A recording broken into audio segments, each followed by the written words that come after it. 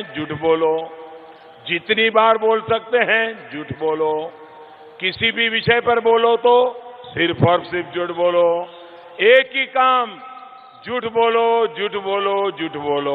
और जब झूठ ना बोल पाओ तो तथ्यों को तोड़ मरोड़ कर पेश करो। यही तो ये कांग्रेसी शहजादे और उनके मिनियंस का मॉडस ऑपरेंडी है। अब देखिए ना, इंटरनेशनल मॉनेटरी फंड यानी IMF की रिपोर्ट आई है, जिसे कोट करते हुए इंडियन नेशनल कांग्रेस ने एक स्टेटमेंट रिलीज किया है। स्टेटमेंट में है क्या?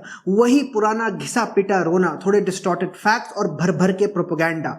इस स्टेटमेंट को पढ़ने के बाद तो खुद IMF भी बोले,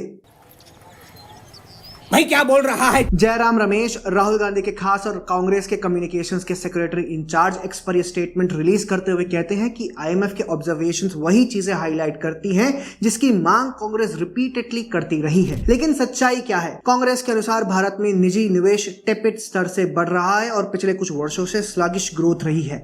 जयराम रमेश कह रहे हैं कि भारत की nominal investment growth rate decelerate होकर 21% से 13% हो गई है। जहां बात फैक्ट्स और इकोनॉमी पर होनी चाहिए, वहां कांग्रेस को केवल अपना राजनीतिक एजेंडा ही दिखता है। कैसे? कांग्रेस के अनुसार इस इकोनॉमिक डिस्ट्रेस के लिए डीमोनेटाइजेशन और GST जिम्मेदार हैं। साथ ही कुछ पॉलिटिकली कनेक्टेड मोनोपोलिस्ट की वजह से भारत की इकोनॉमी इस हाल में है। किस हाल में है सर?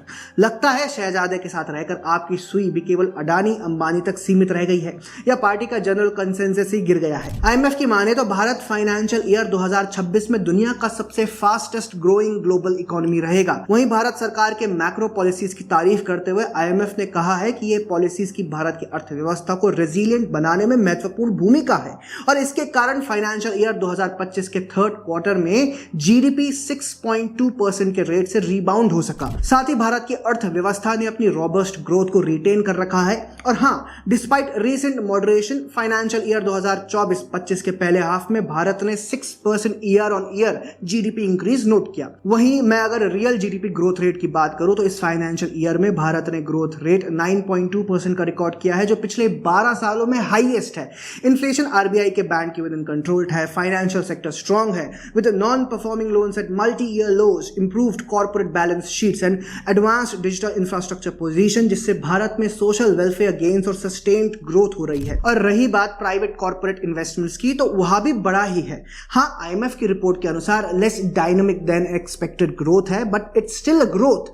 वहीं जो ये प्राइवेट कंजम्पशन ग्रोथ की बात कर रहे हैं, जो पिछले वर्ष 4% पर था, अब 2024-25 के पहले हाफ में 6.7% पर रिकवर्ड है। अब बताइए, इसमें GST, डीमोनेटाइजेशन या मोनोपोलिस्ट कहां से आए? जिस GST को ये फ्लॉड बता रहे हैं, वही GST के स्ट्रक्चरल रिफॉर्म्स की तारीफ IMF ने अपनी रिपोर्ट में की है। IMF के अनुसार पिछले एक दशक में भारत में कई लैंडमार्क स्ट्रक्चरल रिफॉर्म्स हुए, जैसे कि इन्फ्लेशन को टारगेट करने, GST और नॉन बैंकिंग फाइनेंशियल कंपनी के रेगुलेटरी फ्रेमवर्क को रिफॉर्म करना। हाँ, आगे अपनी रिपोर्ट में IMF का यह भी कहना है कि भारत को कई और स्ट्रक्चरल रिफॉर्म्स की जरूरत है, और ये बात सही भी है। लेकिन ऐसे स्ट्रक्चरल रिफॉर्म्स भारत जैसे बड़े देश में लाना आसान बात नहीं है, और अगर लाना भी चाहो तो ये कांग्रेस जैसी पार्टियां और उनका डर्टी ट्रिक डिपार्टमेंट की चंडाल चौकड़ी उन रिफॉर्म्स को लागू नहीं होने देती। फार्म लॉस को ही ले लीजिए। पर कांग्रेस की समस्या यह है कि पार्टी और उसके नेता टूल किट और प्रोपेगेंडा से आगे सोच ही नहीं पाते। ऊपर से नरेंद्र मोदी विरोध ऐसा कि भारत का विरोध कर बैठते हैं। अगर भारत से प्रेम होता तो इकोनॉमी को फलता फूलता देख थोड़ा खुश भी हो लेते, या अपने स्टेटमेंट में यही मेंशन कर लेते कि हाँ भाई, GDP स्ट्रांग है, इकोनॉमी रॉबस्ट है। लेकिन नहीं, शहजादे और उनके मिनियंस को राजनीति ही तो आती है, वह भी अच्छे से आती तो ठीक था।